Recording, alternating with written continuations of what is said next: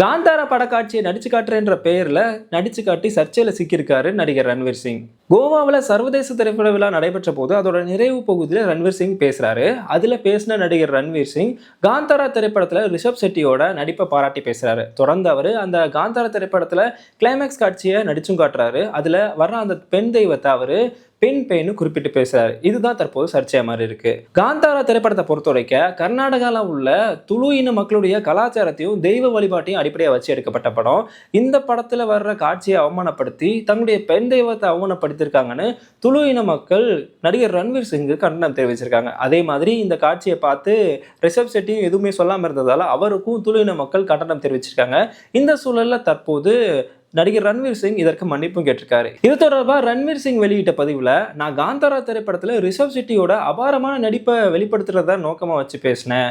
நான் எல்லாருடைய கலாச்சாரத்தையும் பழக்க வழக்கத்தையும் மதிக்கிறேன். என்னுடைய இந்த செயல் யார் மனசையாவது புண்படுத்தி இருந்தா என்னை மன்னிச்சிருங்கன்னு மன்னிப்பும் கேட்டிருக்காரு.